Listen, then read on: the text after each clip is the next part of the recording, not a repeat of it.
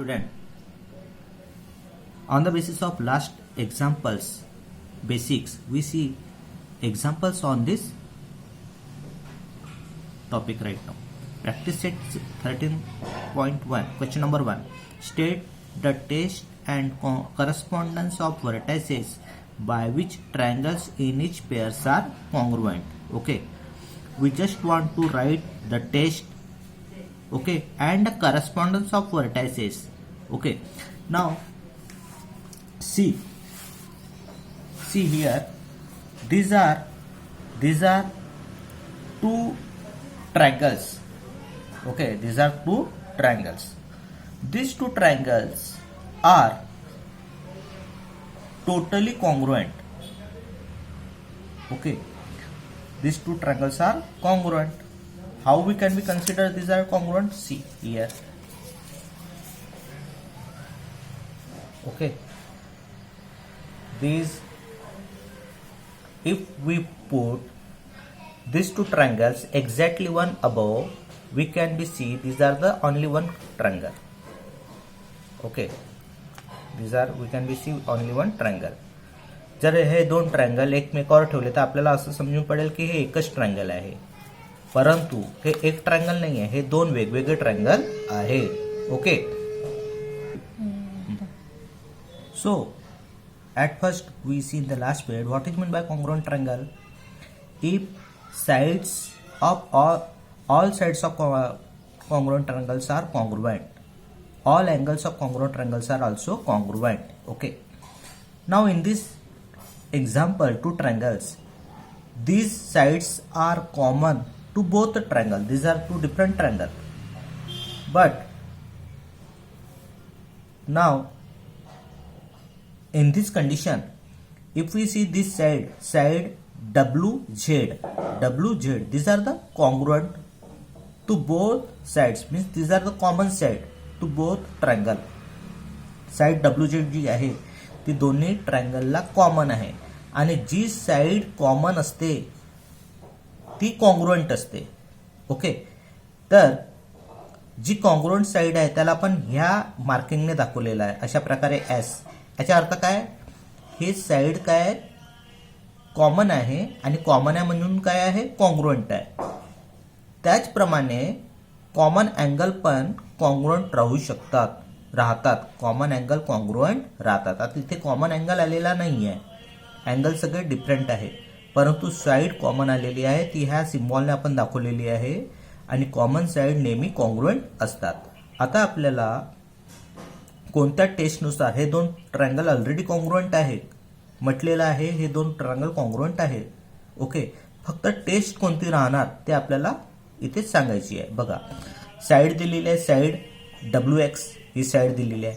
After then दिस angle दिलेला आहे, angle W, हा ट्रायंगलचा अँगल W, आणि त्याच्यानंतर दिलेला आहे पुन्हा कॉमन साइड म्हणजेच कॉन्ग्रुएंट साइड.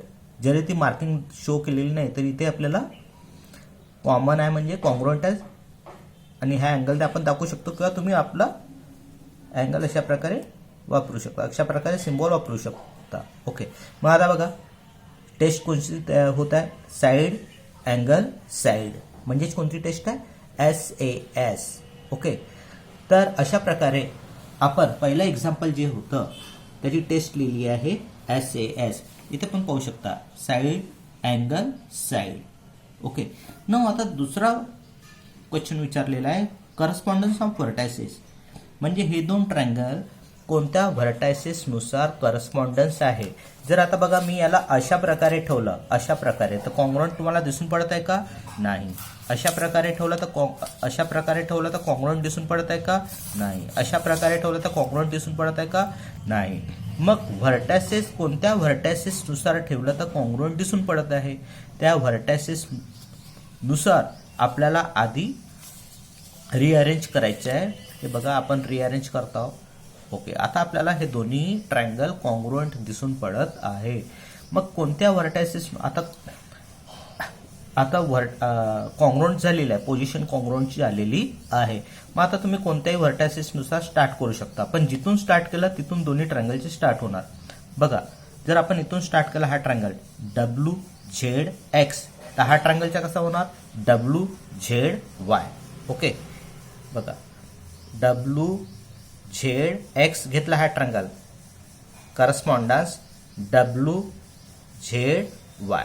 ऑर कशा प्रकारे घेऊ शकता, पुन्हा हा एक्स पासून जर घेतला तर x W Z correspondence, x घेतला तर इथे वाय घ्यावा लागेल, वाय डब्ल्यू झेड. ऑर अजून कोणत्या प्रकारे घेऊ शकता, इथून झेड पासून झेड एक्स डब्ल्यू और झेड वाय डब्ल्यू. ओके, पहिला व्हर्टायसेस कशा प्रकारे घेताय, पहिल्या ट्रँगलचे व्हर्टायसेस, त्यानुसार दुसऱ्या ट्रँगलचे व्हर्टायसेस तुम्हाला कन्सिडर करायचे आहे. तर याच्यातला एक कोणताही तुम्ही करस्पॉन्डन्स निवडू शकता, चेक करू शकता. ओके, तर अशा प्रकारे हे दोन ट्रँगल्स अँड त्याची टेस्ट अँड करस्पॉन्डन्स आपण बघितलेलं आहे. नेक्स्ट आपण सेकंड एक्झाम्पल बघा. आता सेकंड ट्रँगल दिलेला आहे KJI अँड LJI. टेस्ट आता ऑलरेडी त्या हा 90 डिग्री आहे, तर टेस्ट बिनधास्तपणे लक्षात ठेवायची, हायपोटेनियस साईड टेस्ट. ओके, मग करस्पॉन्डन्स कोणता आहे, आता करस्पॉन्डन्स एक कोणताही तुम्ही चेक करू शकता. KJI समजा इथून स्टार्ट केला मी KJI, तर मग नेक्स्ट इथून स्टार्ट होईल LJI. Okay, KJI correspondence to LJI. Third example, आता बघा साईड दिलेली आहे, ही एक साईड दिली आहे, दोन ट्रँगलची ही एक साईड दिलेली आहे, ही पण साईड दिलेली आहे, तिसरी साईड किंवा अँगल दिसत नाही आहे सिम्बॉल. ओके, पण आताच तुम्हाला सांगितलं ह्या दोन ट्रँगलच्या जो कॉमन असते, कॉमन कॉन्ग्रुएंट असते. आता कॉमन काय आहे, ही साईड EG, जी साईड कॉन्ग्रुएंट आहे म्हणून ह्या सिम्बॉलने डिनोट केलेली आहे. म्हणजेच काय, ही कॉन्ग्रुएंट आहे, म्हणजेच side side side test SSS test. Correspondence एक कोणता पण तुम्ही करू शकता, HEG, तर नेक्स्ट काय होईल FEG, HEG correspondence FEG. Next fourth example SMA triangle. आता अँगल S दिलेला आहे, साईड दिलेली आहे SM अँड पुन्हा नेक्स्ट अँगल M दिलेला आहे. ओके, त्यानुसार इथे पण अँगल साईड अँगल दिलेला आहे. तर टेस्ट तर सिंपल आहे, angle side angle ASA test. पण करस्पॉन्डन्स आता बघा, ह्या दोन फिगर्स वेगवेगळ्या प्रकारे शो केलेले आहे, जरी कॉन्ग्रुएंट आहे पण त्यांची जे व्हर्टायसेस आहे ते पोझिशन वेगळ्या प्रकारे ठेवलेले आहे. आता बघा हा अँगल दिलेला आहे, सर्कलने डिनोट केलेला आहे, सर्कलने अँगल S. मग आता इथे सर्कल कुठे, अँगल जो सर्कलने डिनोट केला तो कोणता आहे, दुसऱ्याचा O. मग S करस्पॉन्डन्स S, तर दुसऱ्या याचा O. मग काय आली आहे, SM साईड घेतलेली आहे, तर इथं OP साईड आहे. S नंतर M, SM, तर इथं O नंतर P, OP, नंतर A, तर इथे T. तर अशा प्रकारे SMA correspondence OPT, SMA correspondence OPT. Okay, confusion आहे म्हणून तुम्ही थोडं लक्षात ठेवायचे सिम्बॉल्स, किंवा तुम्ही वेगळ्या प्रकारे पण घेऊ शकता. AMS, तर इथं काय होईल TPO. ओके, तर अशा प्रकारे करस्पॉन्डन्स घेऊ शकता. फिफ्थ एक्झाम्पल तुमच्यासाठी, फिफ्थ एक्झाम्पल आहे, यामधलं फिफ्थ एक्झाम्पल तुमच्यासाठी होमवर्क आहे. तुम्हाला होमवर्क सॉल्व करायचं आहे.